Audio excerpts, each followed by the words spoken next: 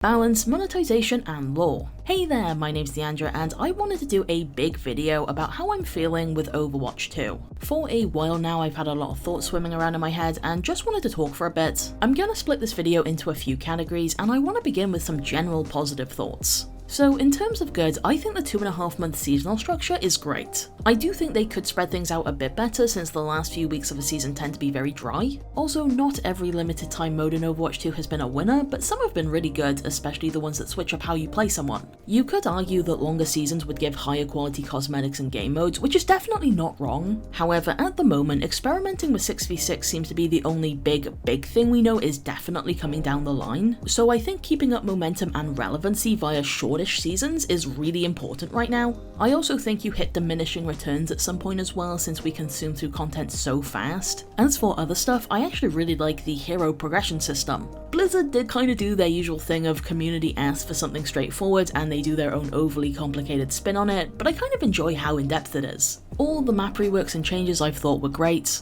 Plus, there's a bunch of little things the game does well that you don't really notice. Also, every so often I remember 2CP has been retired and I fall to my knees in Tesco with gratitude. Honestly, despite everything, I still think the core gameplay is fantastic, even when balance patches feel janky. You know the meme that's like, this thing is great when you don't have someone in your ear telling you it sucks? Overwatch can absolutely be that game for you, especially if you're a more casual player. Although there may be more bugs than there used to be, which is partially just the nature of a live service game this big, there's still a high level of polish and fluidity that other similar games noticeably lack. Also, I want to quickly mention Juno. I only played her for about an hour during the weekend trial, but I am enamored. Her kit is really fun, it's really interesting, and I love her visual design as well. Overall, I think they just did a really good job with her.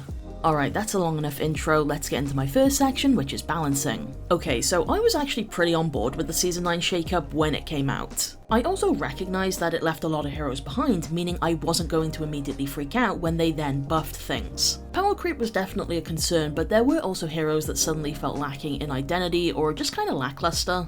But it's been a few months now, and I'm not as confident. Essentially, I just worry we've lost focus a little bit. Personally, there's a couple of things that started making me uneasy. One of them being, how do I word this, rules that have an asterisk. Basically things like tanks having boop resistance, but Jungle Queen's knife specifically pulls them further. I only learnt the other day that Iardi still does full headshot damage against tanks despite their passive because she has a different multiplier. Regardless of my opinion on these as individual changes, it makes me think two things. One, I worry about the new player experience because live service games inherently become less penetrable over time, and two, if we have started to need complicated micro rules or big buffs for every tank in order to make the role appealing, what does that say about the core foundation Overwatch is currently built on? Because if the foundation is poor, then we're just kind of throwing shit on top of something that doesn't work, which quickly becomes a mess without ever actually solving things. The more patches that build off of Season 9, the harder it becomes to go backwards. To say, okay, that was fun for a bit, and fair play to the devs for taking a big risk, but is it really making things easier for the balance team?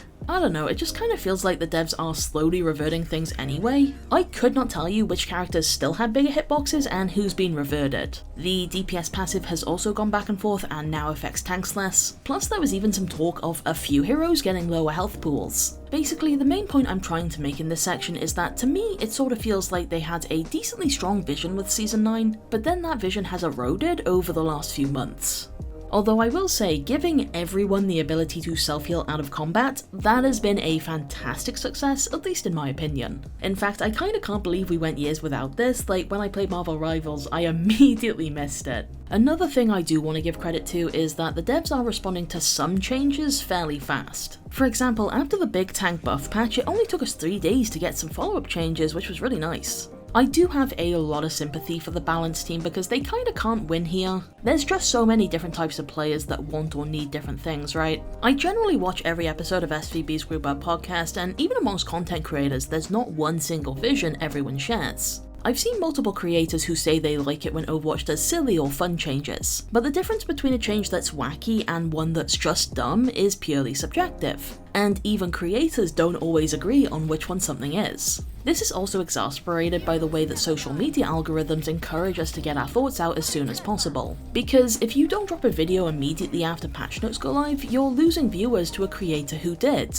This means we can be, to put it lightly, a bit reactionary sometimes. Also, this is not meant to be a call out, by the way, especially to anyone in particular. I love my fellow creators, I have a huge amount of respect for them, especially the ones that stream for like 24 hours straight, because like, how do you not just fall asleep? This is more so a reminder that the community isn't a monolith and that empathy goes a long way here. I realized a while back I have a better time with Overwatch if every so often I simply say, okay, I don't personally like this change, but at least I can see who it's meant for. Now admittedly, sometimes I struggle to see who a change is for, and that's when I tend to get concerned. Overwatch is never going to be perfectly balanced, and I actually think people would get bored if it was. That's why a lot of the focus for this section was on core foundation and overall direction of the game.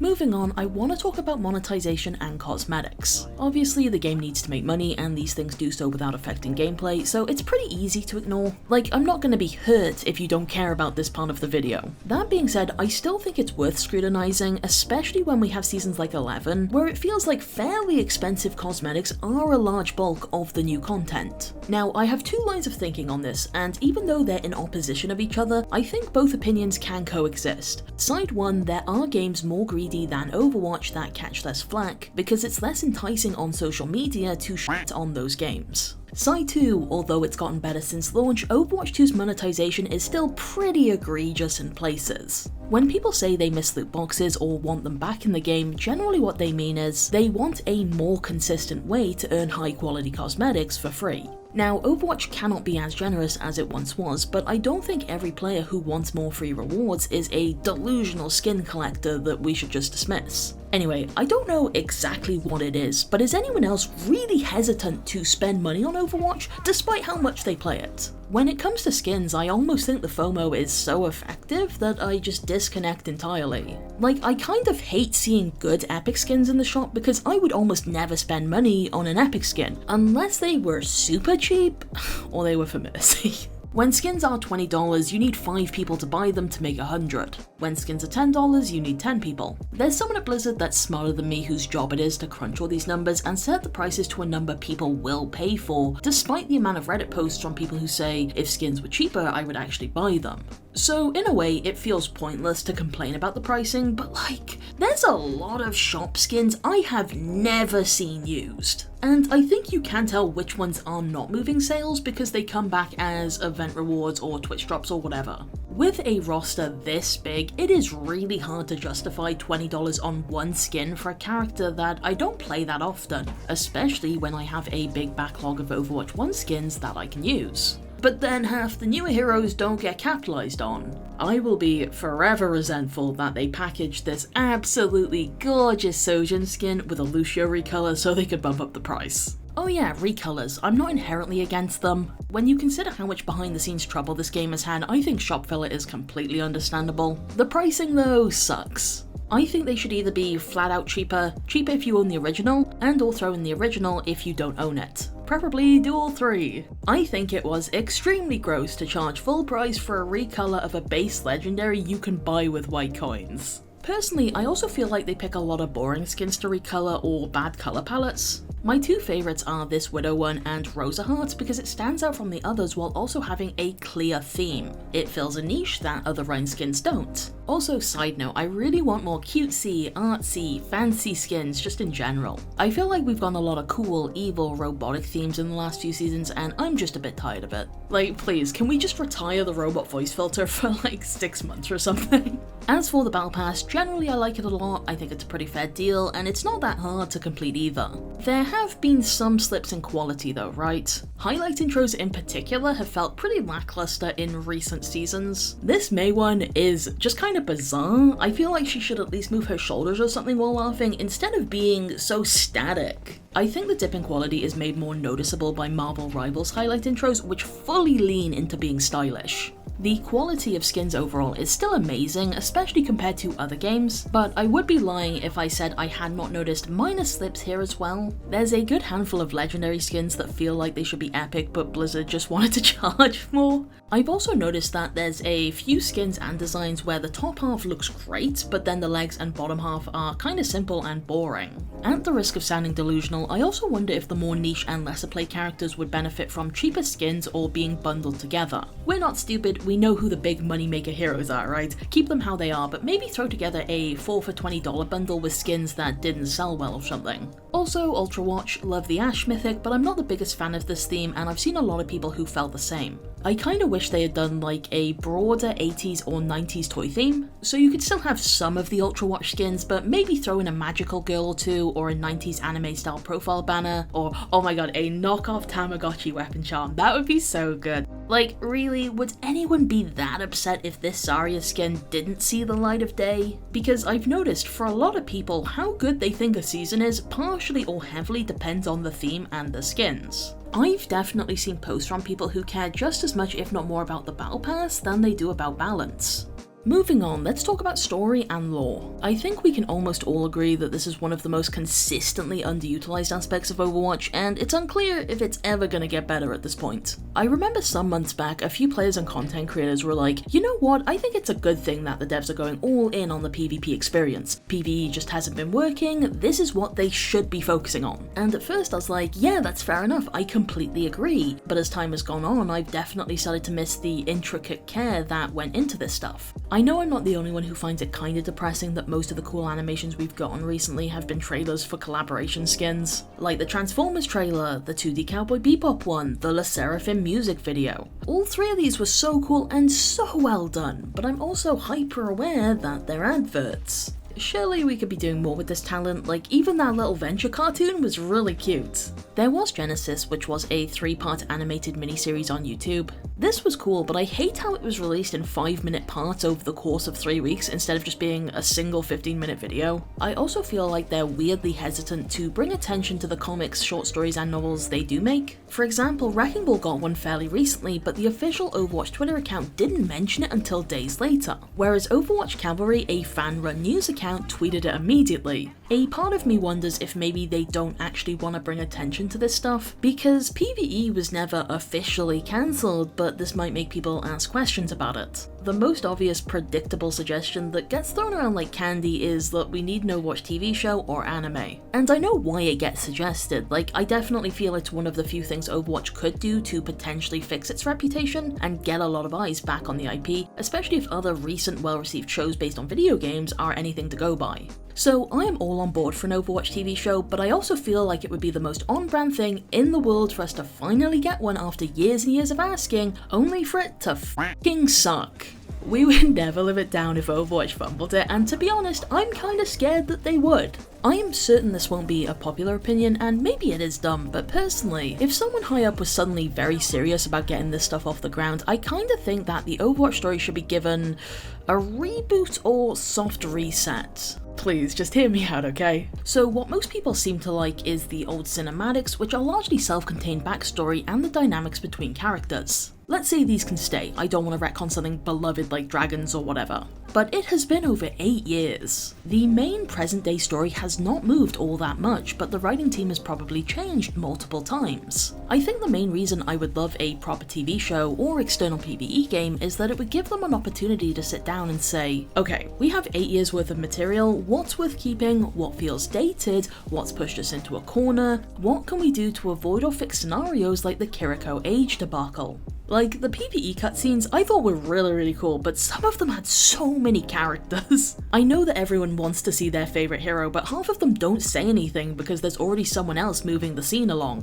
Which isn't to say that stories about large casts can't work, but I feel there's a reason Arcane didn't focus on the entire League roster and instead went for something smaller and more intimate. We've always kinda known that Overwatch's lore has never really gone anywhere, and in a way it can't do much because a never-ending competitive multiplayer live service game is so disconnected from traditional story layout. It's not like you can kill a character off in lore and retire them in game because, well, people have bought skins for them. But with Overwatch there was always potential that the story and lore would one day be given the space needed to shine, especially in the years waiting for PvE. With that aspect seemingly silently cancelled, I just feel kinda sad when I see bits of plot teased. It reminds me of the layoffs and how short-term profit is the only thing that matters. I really want to end this section on a note that's not so bleak, but it's kinda hard. So you know what, shout out to the Overwatch community for their fan art of new heroes and theories and in-jokes or whatever. Some of the stuff fans have been putting out is so good, so full of personality, and it helps fill the gap left by Blizzard a little bit.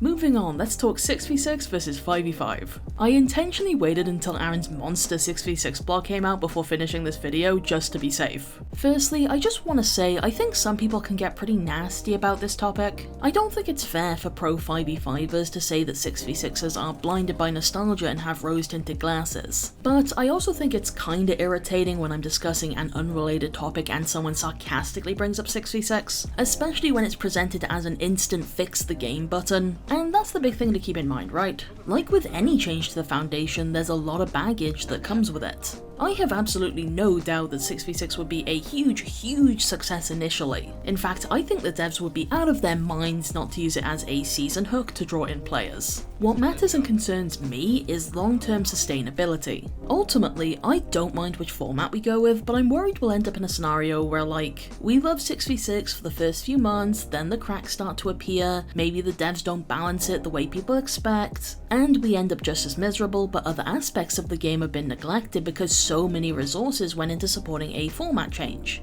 Like, I would want them to put the work in to give 6v6 a fair shot. I don't want the devs to half-ass it and then say, look, see, it doesn't work, you guys can shut up now. My biggest concern overall, especially after looking at the blog, is definitely queue times. I used to be someone who was like, yeah, long queue times are fine if it means fair matchmaking. Then I would wait 8 minutes and get stomped, 9 minutes and stomp the enemy. Because even the most perfect matchmaking algorithm couldn't account for someone having an off day or human error that snowballs. I've realised that the shitty matches affect my enjoyment much less if I can just get into the next game fast. Also, I just want to say, it's not actually clear how many players prefer 5v5, and I feel like no one ever considers this. People who like 5v5 generally aren't vocal about it because it's the default, we already have it, so there's less need to get involved in conversation. Samido is sort of seen as a spearhead of the 6v6 community, but could you imagine someone doing this for 5v5? No, because making videos celebrating the status quo would be kinda weird. If you are familiar with my content, you probably either know me as the useless Overwatch facts TikToker, or as someone who does educational Mercy content. Well, I also love playing Winston, and tank in general, specifically in 5v5. Generally, I don't get involved in format discussions because I know nobody is going to change their mind. It doesn't mean I don't have an opinion though.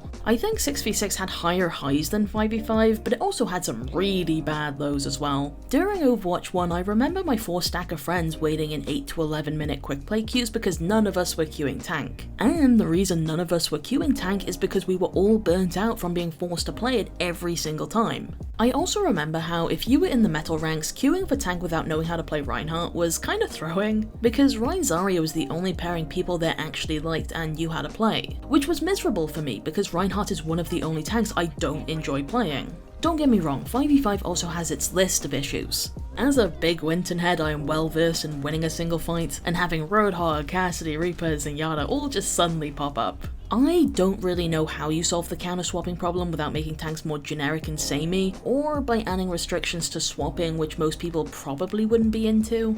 When I play tank, I love interacting with the entire enemy team. This is why I love Winston and also Sigma, where I'll shield off a sniper or block an ability or whatever.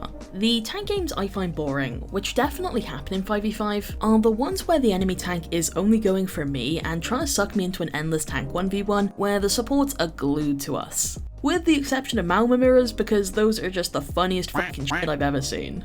As I said earlier though, I am open to 6v6 and I want it to be given a fair trial, because ultimately I think the devs should do what's realistically best for the game rather than what I personally like as an individual. Maybe that's 6v6 providing a stronger core foundation, or maybe it's 5v5 just because of queue times. Alright, let's wrap up with some concluding thoughts. So if it wasn't obvious from this video, while I think Overwatch has its many problems, it's still very much a game that I love and care for. I'm also very much aware that being a content creator for this game will skew my opinions and give me blind spots. Something that I think is worth considering is that you need to be the one that cultivates a healthy relationship with this game. The developers put so much genuine passion into their work, but Overwatch is still a live service game with FOMO tactics out the ass that will try to hook itself into you. Another good thing about the seasonal structure is that you can say, okay, I'm gonna take a break for a few weeks and come back when the next one drops. But you have to be the one that does it because the game sure as shit won't. And on that note, that is everything I have to say. This video took way more time than I thought it would. So thanks for watching and have a nice day.